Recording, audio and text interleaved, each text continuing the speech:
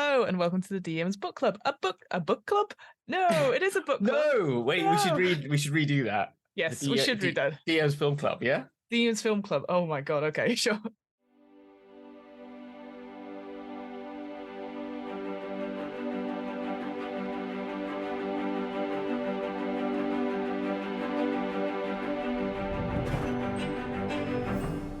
Hello and welcome to the DM's Film Club, a podcast where we look at books, but today we're looking at a film related to D&D lore and discuss how we thought about it. My name is Fiona, and with me as ever is my co-host, Hamilton. Hello.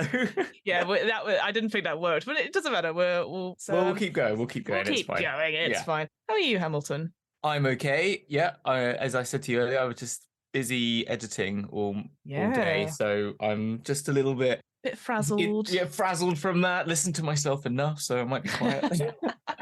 No, I'm really a big fan of editing, like, because I can lose hours to it. Because when there's a deadline, and I'm like, I need you to work. So I love and hate it at the same time. So I get that feeling there. But my news is that I have finally finished my level 20 campaign from the weekend.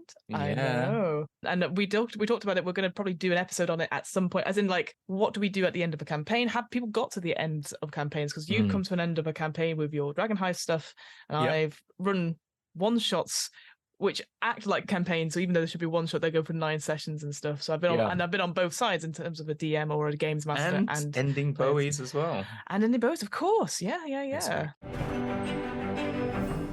It's exciting stuff. But that's not what we're here to talk about today. So, Hamilton, what's our topic of choice? It might have given it away in the rambly intro. We are going to be talking about Dungeons and Dragons Honor Among Thieves. I don't know why I did it in that voice. I have no idea where that came from. In a world where Dungeons and Dragons exist. Where bards can be leaders of parties and nobody questions it. Yeah. It makes a lot of sense that a bard would be a leader of a party. Well, you jumped right in with one of my first question marks on the whole thing is, where's the magic from the bard?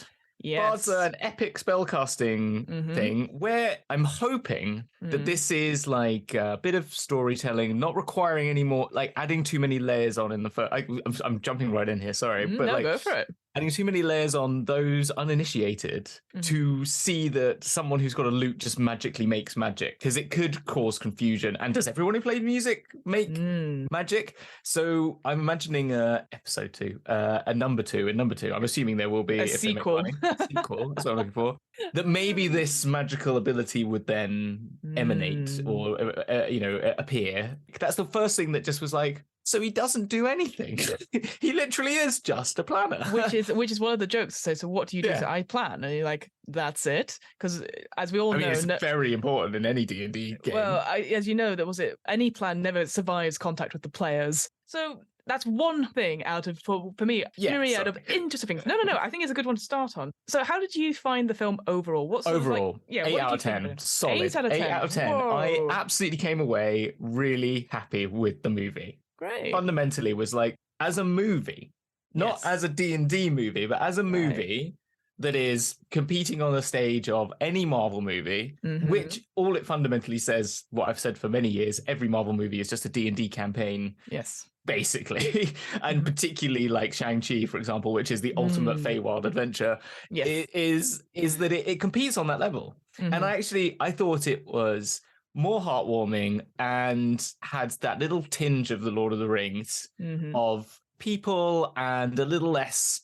like extreme levels of violence that you have in it's very considered and much more like palatable level of violence. I just thought it was a good movie. I thought, I mean, not that I don't like violence. I just think for one that you're putting as a 12A or putting out there for everyone to enjoy, I think it hits all the notes pretty well, actually. You know, there are problems. It's not a 10 out of 10. It's not a 9 out of 10. It's not 8 out of 10 when The Godfather's on that scale. Do you know what I mean as well? But it's like, for what it is, it's definitely a good shout, I felt. Okay. I thought it was a 5 out of 10.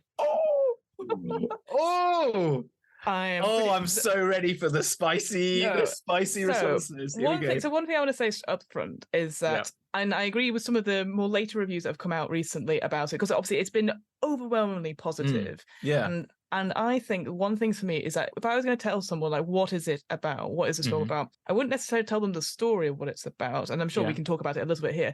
It feels like you are hearing someone going, you never guess what happened in our last session. And then it's proceeding to tell you about that last session as a one shot, which has way too many elements put in and too many bits and pieces. And the one thing I would instantly say, absolutely, this is definitely the first in possibly a trilogy or a group of films. Again, for a setup, I thought it was good.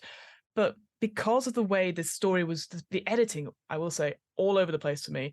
It was a bit long in the setup. I don't care about the setup per se. I think we should have just cut straight to the action and then like, how did we end up here? And then having how the team came together rather than just focus on one point, do the whole backstory rather than eke it out a little bit. But again, that's how I do my role-playing games. I like to find out the information later. Yeah. I think this would have been better as a TV series to fill out that whole thing. And I think Critical Role suffers from the same thing, the animated show, where they take little bits of highlights and you're like, but some of this doesn't make sense. You're like, but if you'd watched the 400 hours of backstory. I do agree with the pacing. I just wanted to jump in there. I think that's something really interesting to note because it definitely felt like it was 2 one-shots and the Paladin turned up at the end of one shot 1. Yeah. And they went, fuck, we've got like 10 minutes to go. So hurry up with the Paladin bit and we'll jump as a dragon. Yeah, I kind of feel that. One thing I really loved was the solutions they came up to things. So like how they got people out of the Colosseum at the end was like, we're going to do this with so it's using magical items, using the... Yeah, the portal was really great into the mirror and I really loved the picture. What it felt like?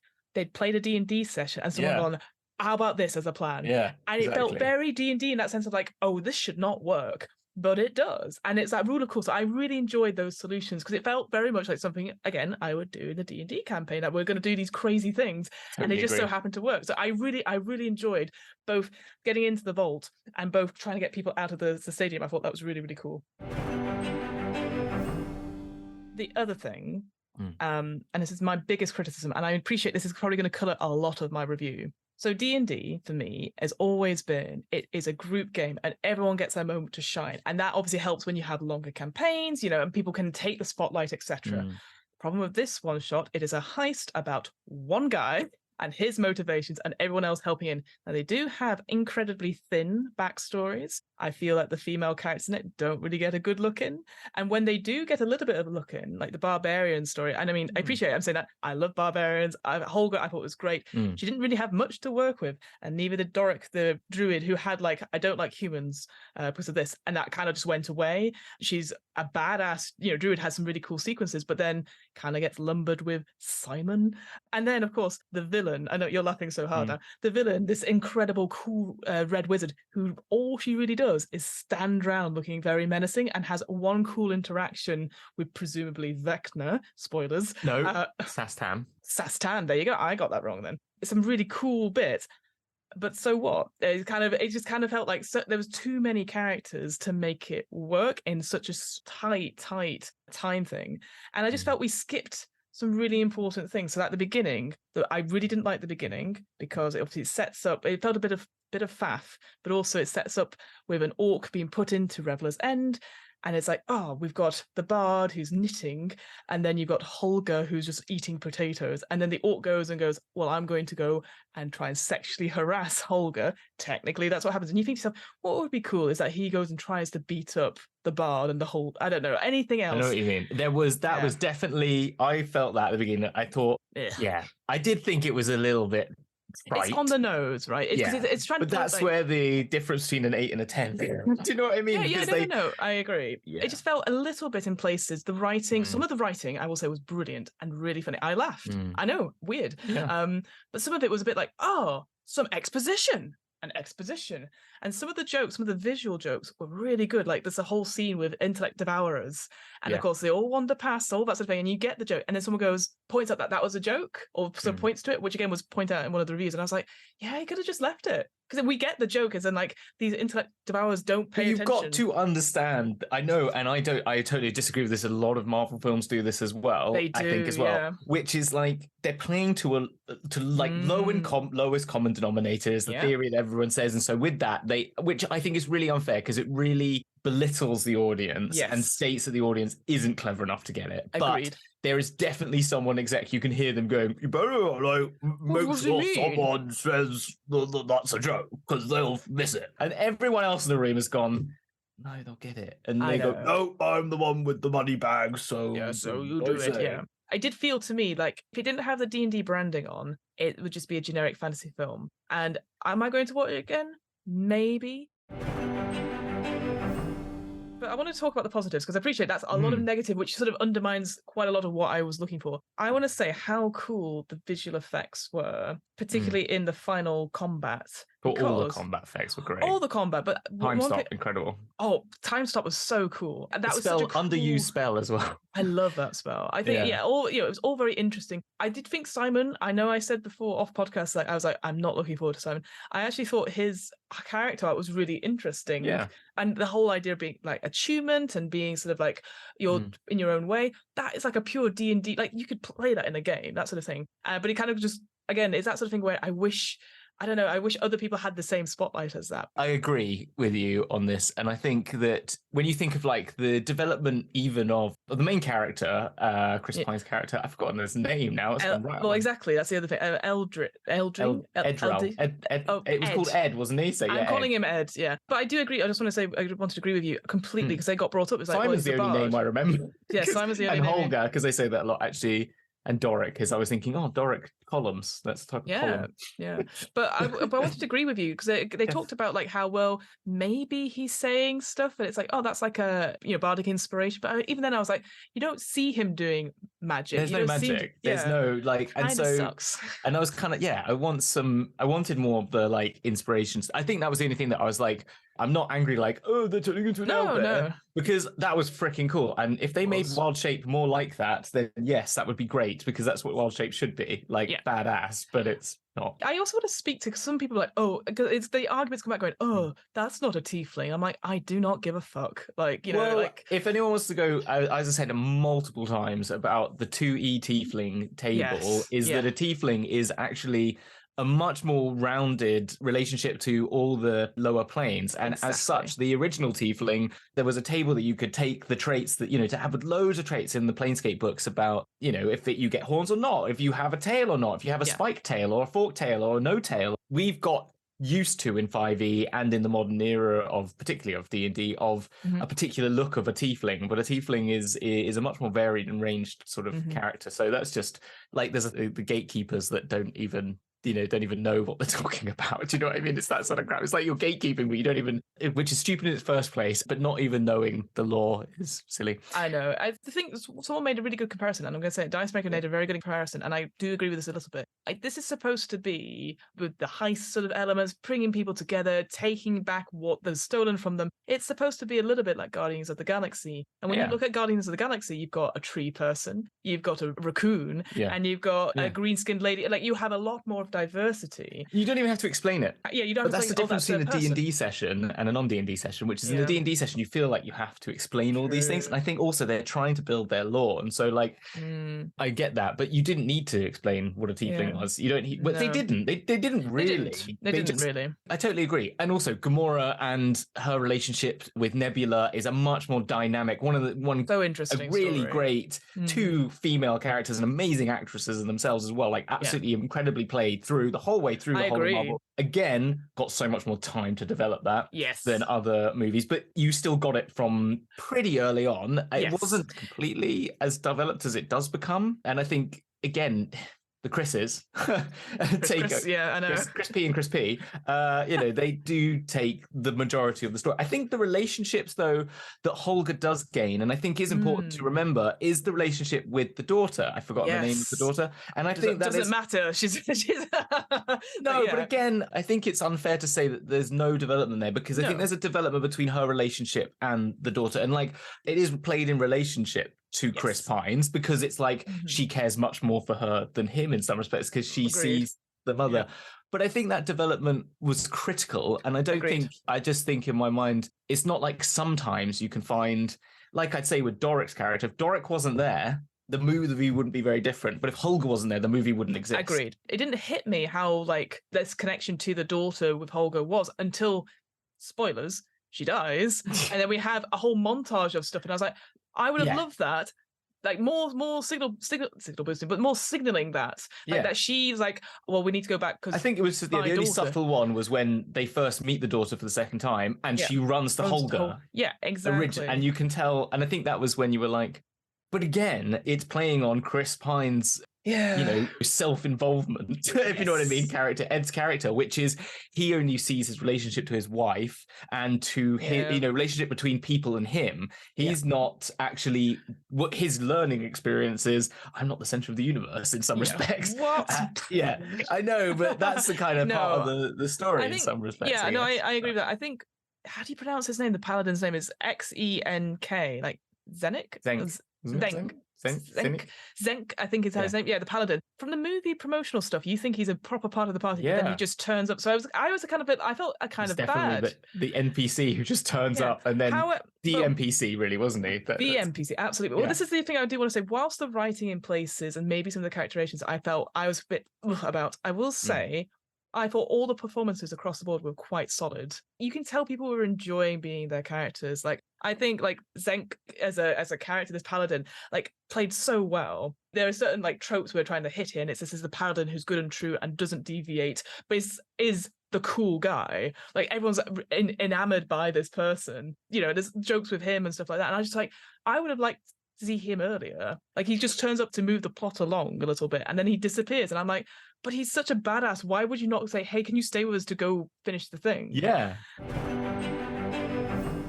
Going back again to the writing stuff, I just felt the motivation to do this heist was a bit rubbish. I thought what would have been better, because this Forge character, this Hugh Grant character, who's basically retreading his Paddington 2 evil villain era, which I love. I thought he was very much Paddington 2 villain, just transposed into a different, he's come from that world. He's been banished. He found a portal when he was in the Paddington 2 jail, and they are connected. And in Neverwinter, it's the same. He's just moved from Prime. He had plane shifted. I do think like the device of the MacGuffin of being, he's taken his daughter. I felt like he has no real reason to do that. What I thought would be better is it's about the greed. It is about they did a heist, it goes wrong. Forge takes all the money and now has set himself up as the Lord of Neverwinter, and it's about like we're gonna go revenge because he fucked us. But they over. went for the feels. That's why. And I kind of wish they didn't. I kind of wish it was a bit of a reveal that I also have your daughter, and have that sort of I felt guilty about it. But as a result, it just feels like it's kind of wedged in here that we have a daughter who, I mean, again, you could have replaced her with a lampshade and nothing else would have changed. That's true. I just kind of was like, meh, whatever. So I think as a parent, it picks up on those parent things, and so it's just going to hit you. That's what it is. It's an easy jab. It's an easy jab. That's all. It's not great. I think the couple of like things that you're just like the DMs had to waive is like, why didn't they kill him when they came back? Like, why would they put them in the games? Like, that is one of those moments when you go like, well, I don't want to kill my characters, so we'll put you in the games. It's like, that was the only thing. I just think make them escape and accidentally end up in the games or absolutely. That's what I would have been so much more fun. Some of the stuff was like, it made no sense, but they have to do these certain set pieces. And I will say the games section, really cool. And I wanted to say, like, I know I talked about combat earlier. The thing about that final combat, there's a moment where they're all just wailing on Safina. And it feels like it's how combat works in D&D. It's like 6-second round, and she's like, it just felt really cool as a result. I was like, this feels good. The magic items were quite fun. The animatronics or the visual effects. The Aarakocra. What's his name? Jonathan. Instantly, I'm like, that's an NPC for my game, because I just thought this cool person that turns up and it's, Jonathan, don't do it again. I know I saw some comments about the Tabaxi, and I was like, I mean, they were fine compared to the rest of the thing. They're not like a main character, but it's because they're CGI'd instead of being visual effect. And I was like, it weren't a big part of it compared to say Jonathan or that Dragonborn on the council, which was really. Did you see the video of the guy doing the voice, the motion capture? It's incredible. So good. Yeah, I so hope there's a making of. I think there's like so much to be seen there. I'm actually tempted to get like the art book or something, because I just think the visual of it, all the stuff was really, they've put a lot of money into that, and I think that coupled with the performances was really good. But I think the thing for me is that the story let me down quite a bit. I'm hoping that there is more, and I will definitely go see more of them, but I don't think I'm going to rewatch this film again. But then again, like, say, I went to see Last Jedi, the first time, and I watched it twice, and I didn't like that movie. But you watched it twice? Yeah, I watched it twice. I got a free ticket because they left the lights on in the first showing. But I was really, which was really annoying. In the cinema, they hadn't turned all the lights dimmed, so I kind of complained, and they gave me a free ticket. That movie, I just wanted to see it again because I just wanted to understand it as well. So I want to see it again because I think first time round I've gone in and I've really loved it, and now I'm hearing more people. And I was like, I think that's kind of what it is. But I do feel I need to see it again because there was so much of it going on. Yeah, I feel like I don't want to see it again, but also I'm very aware that I went in and I was desperately trying to be like, just don't think about anything. Because when I saw the trailer, I thought the trailer looks really good. But then there was more of these things come out, and obviously when they use trailers and they use quite a significant part of the film for stuff, and I'm like, oh, don't do that, because it means that they're appealing to a wide audience. They want people who aren't D&D to come in. But then you think to yourself, like, the stuff that they were mentioning, perhaps you're like, well, what is the audience? Are we getting more people to come in and play the game, or are we just putting it out to the already D&D audience? So I don't know how they would have done it. Like, I don't think anything I could have come up with better, but I've always been of that opinion of like any adaptation of anything, like it has to get that adaptation across and been better, if you see what I mean. So I do. I think so, but I thought it was going to be a 5, and I thought it I think it did. I agree with all the points you made. I just kind of think maybe it's just because I'm just an idiot. Then a lower comment.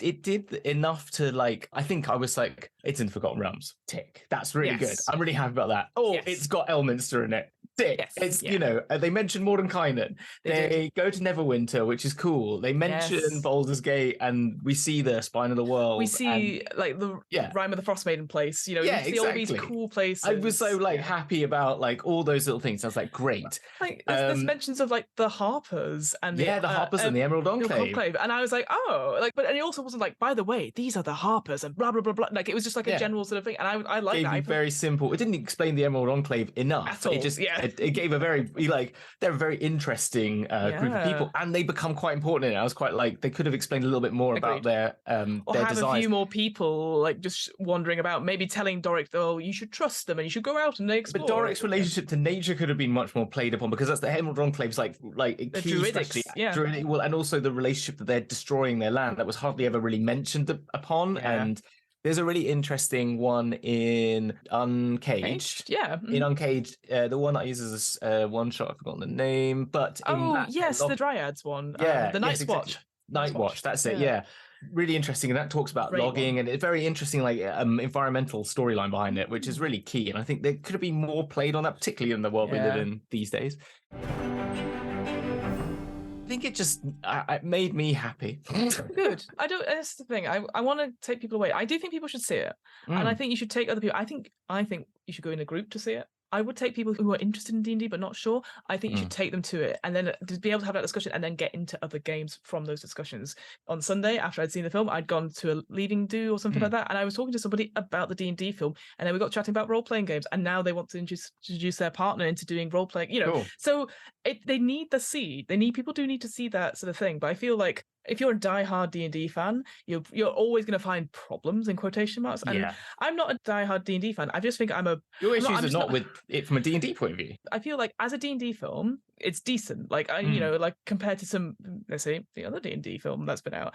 Like for me, as a fantasy film, when I could watch Lord of the Rings, I could watch Legend, I could watch Labyrinth, other high fantasy films with visual effects, with a really good storyline. I will watch Labyrinth like that. You got David Bowie. But that's incredible. That's a solid. That's a Princess Bride. Never Ending Story. The Dark Crystal, Age of Resistance. So I just want to say, I do recommend people go see it. But I think just go in with the mind that it isn't the perfect film, both as a D&D film or as a normal film, but just enjoy it. And I think just take the music's great. But take music is great. I love the music. I've downloaded music because I was like, it's very cinematic and stuff. And got the Underdark as well. And there's a dragon. There's fortunately a dragon in it. And what an incredibly like funny take on a dragon. You don't get your classic. You get a big lumbering hulking dragon, which is quite fun. And it is. I think it was fun. I just wish they hadn't had the fat joke in it. That was the only thing. But they have to acknowledge that it's not like a traditional dragon. But I just like how it wasn't a traditional dragon. I agree. It didn't matter what it was. It was just nice. It was still fucking tense because they were still terrifying. Yeah, exactly. I like the the piss takes of like, is the bridge and here's the like multiple mathematics, and I'm like the puzzles in it. Yeah, like, oh, we need to do across this bridge, and then obviously they fuck it up instantly. And it's the classic DMPC sort of thing as well, of like, I've got this amazing idea, I'm going to explain it through this PC. Fuckers. I really wish they'd given the Paladin a bit more of a proper role, but at the same time, but maybe that's because I think he was very well written and really well performed, and like the fact he is like, I am here, but I must leave now. You know, I think it's like, you're like, what a guy. Like, but that's such a classic DMPC as well. It's like, I can't fix the game for you. I can be here to help you with like moving the story along, and then I've got to leave now because of reasons. Because that's what DMs have to do. And I think it even fits. I agree, with it just fit if you know the story. Like, I kind of allowed a lot of those things because I was thinking of it like a game. Like the fact that they end up in the games. I think the displacer beats are not that scary. I don't know. I fought them and they're really not that scary. They're actually so like less powered. Look at this creature. I know, they're like, so cute. I'm holding up a plushie of a displacer beast. But I've used them in games before. Actually, in all of places, it was in a maze of all things. Well, funny that. Just joking that like the actual stats for a displacer beast are not as cool as the actual beast itself, and I wish they made them cooler. I wish they'd had more stuff in the maze. I genuinely thought at one point we were going to have a beholder, but maybe they're holding off till holding off.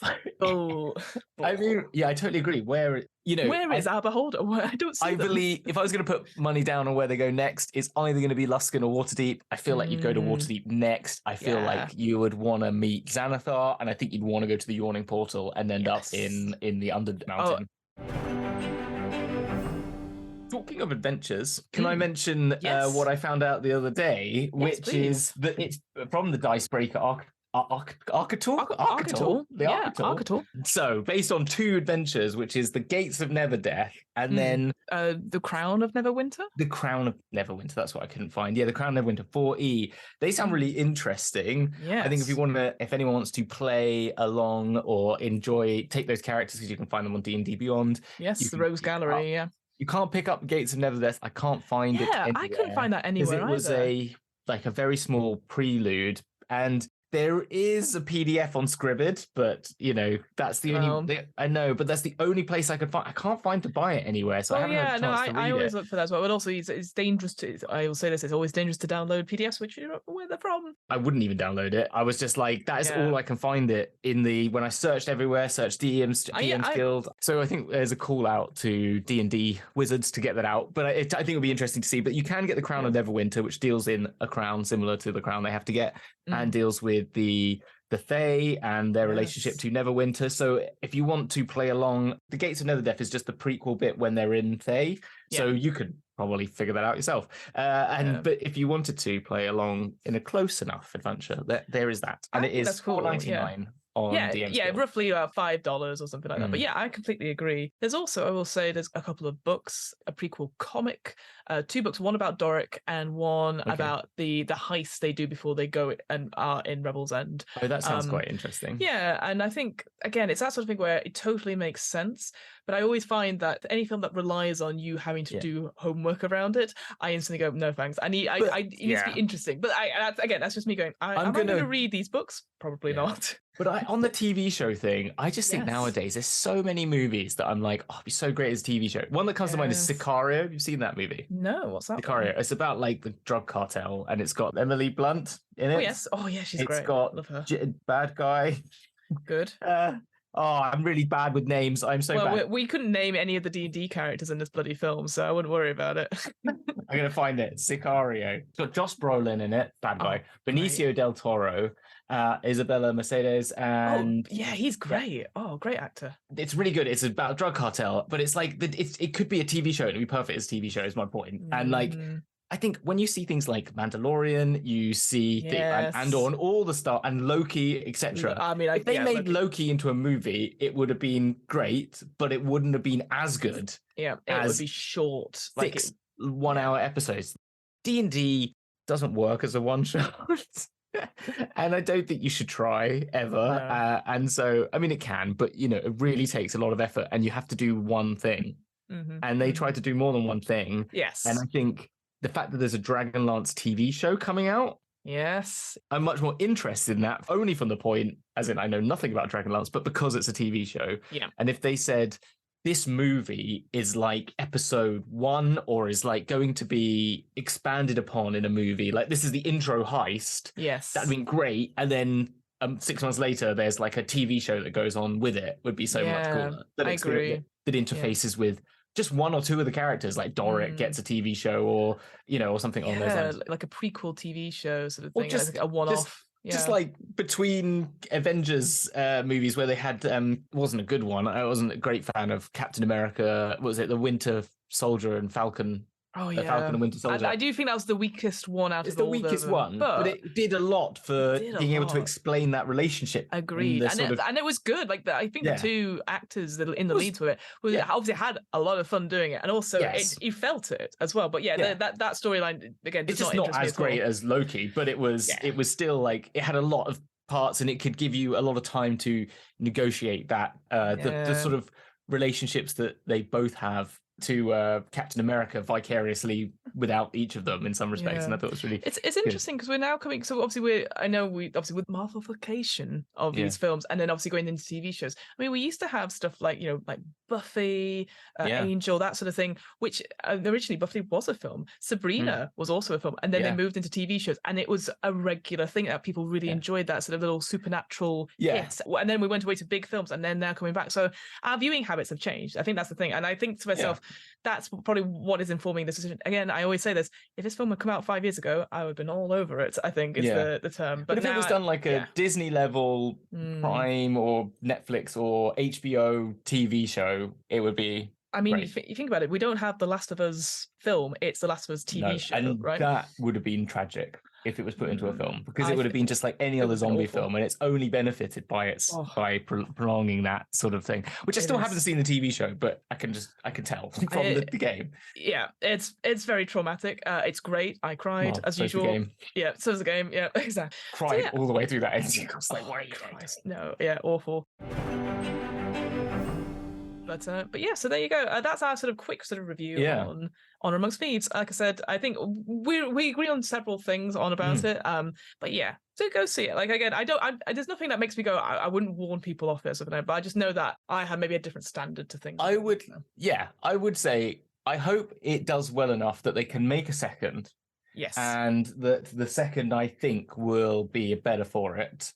And maybe the Dragonlance TV show does well enough that they decide to stick with TV shows, but movies make more money, I think. So that's the reason. It's that big sort of hit, isn't it? I also hope that they do more physical effects like the Aarakocra and stuff like that, and maybe have it within the party. I know it's very difficult to do, but I don't know about you, but the amount of times like, okay, so we're going to roll up our characters for a Curse of Strahd campaign. What we've got, I see we have a whole range of wonderful people. Yeah, it's tricky because you're trying to appeal to the broad spectrum of people going to see fantasy movies and not necessarily D&D. But I just thought, considering we've had Guardians of the Galaxy and all these sort of things, I think you can do it. People do accept people who aren't humanoid, but they are a small animal or a big tree person or whatever. So no, I think so. And I think, again, it's that sort of, they need to mature, and they will mature.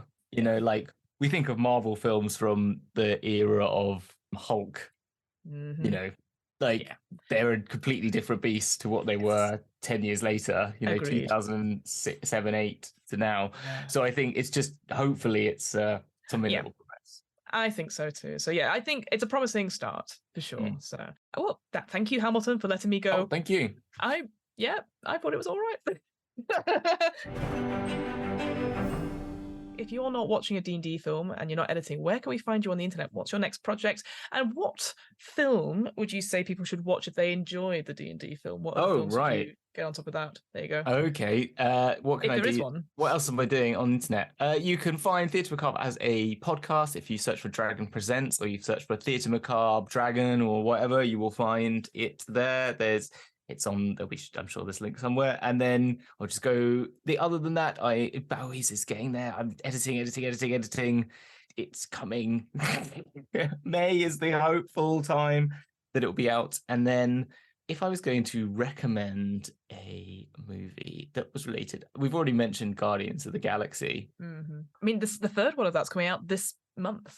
I think Ghostbusters.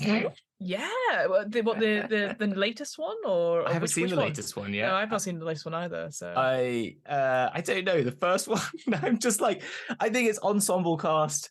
Yeah, I don't know. Maybe go watch any of the other fantasy movies you mentioned. Maybe you should be like me and finally watch The Princess Bride at some point. Yeah, I was literally going to mention The Princess Bride. But I agree with Ghostbusters, actually. That's a really cool makeup of people who are a little bit out of their depth.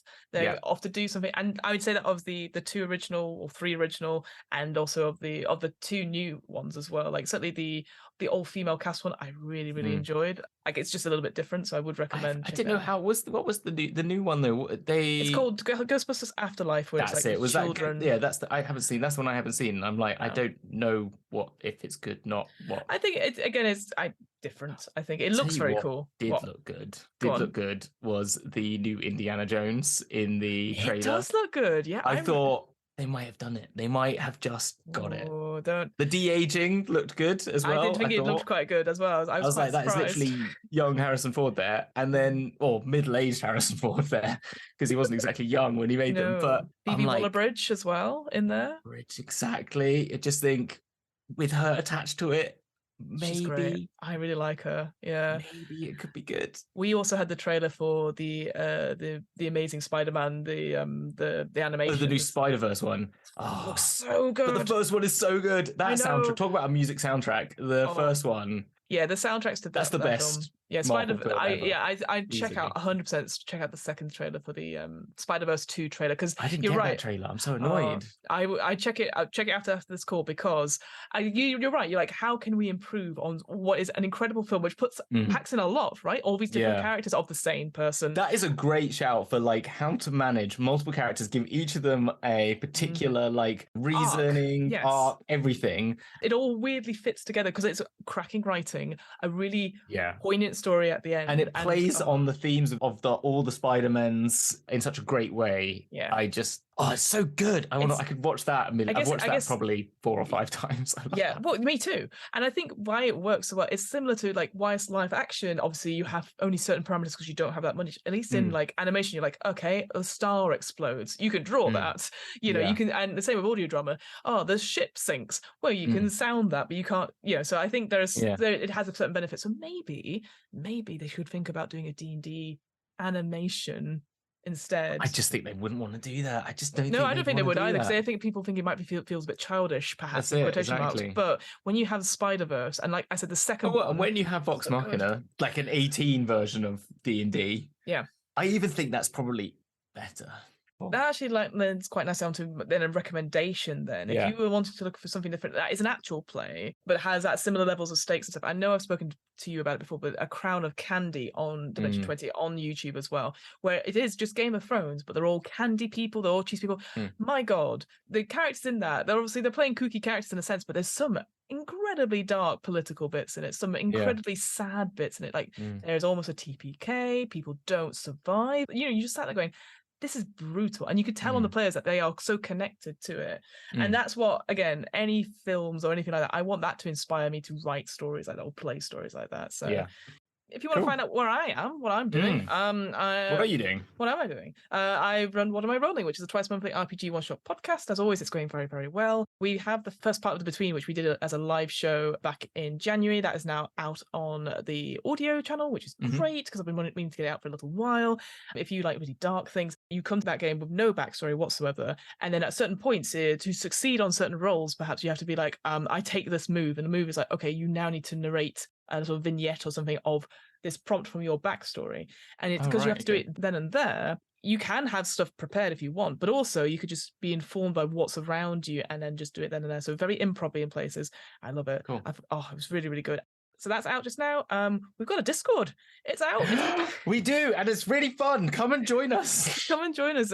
I am actually surprised that people want to come chat to me and to you. But it's really lovely. I'm surprised more that they want to talk to you, Hamilton, to be honest. No, that's not what I meant. But it's been a lot of fun. So please come and join us there. We're just chatting shit really, but it's also quite fun. I find, and I think both of us find, a lot of like D&D TTRPG news and just need to share it with people. So that's mainly what we do in there. So if you want that's it. It's rather rather than just share it between ourselves, it's normally what we do, but now we get to share it to the whole group, and people go comment on it, which is quite nice. So yeah, come to find us there. But also, UK Games Expo, if anyone's going to that, I will be there. I'm running some games. There's something happening on the Saturday, which I'm 90% sure that I am running and also doing the final of, but it's not been confirmed. So I'm just sort of sitting here going, please, so I can like, make my plans. Exactly. Make my plans. And I'll be. We will both be at MCM.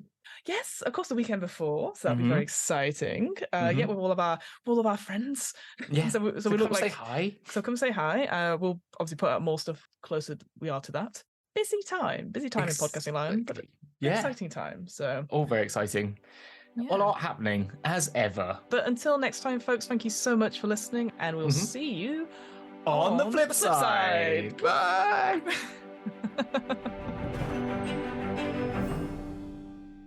This is my opinion. As someone who likes D&D and likes role-playing game, I enjoyed it, but I wouldn't see it again. You don't have to justify it at all. No, but I think, you know, this is where we talk about Hamilton's negative thing. This is Fiona's negative thing. Going, I should have enjoyed it, and I was just sat there. I was grumbles on the back row.